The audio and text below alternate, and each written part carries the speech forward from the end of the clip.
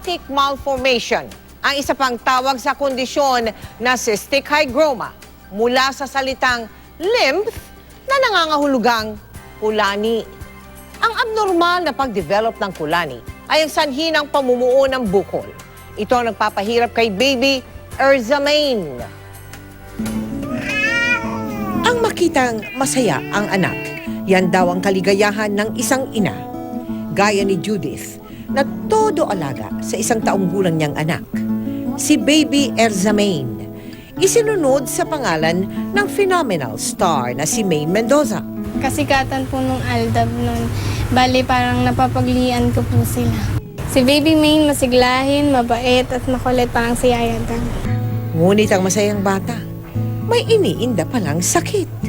Mula ng isilang, may bukol na sa ilalim ng kilikili at kaliwang braso si baby Erzamain.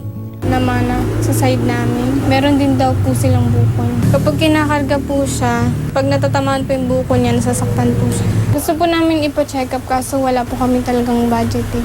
Kulang po talaga. Pahinante lang po ako sa pong tracking. Sa isang biyahe, 400 po. Cystic hygroma ang tawag sa kondisyon ni baby Erzamain. Abnormal na development ng mga kulani.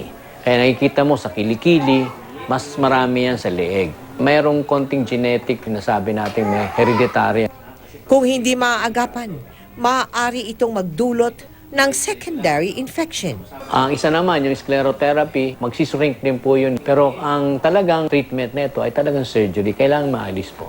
Kaya mag-asawang Judith at Romeo nagpapakatatag para sa nag-iisang anak. Sana po matulungan po si Baby Erza na mapa-operahan po siya. Kasi po, habang po lumalaki siya, lumalaki rin po kasi yung buto niya.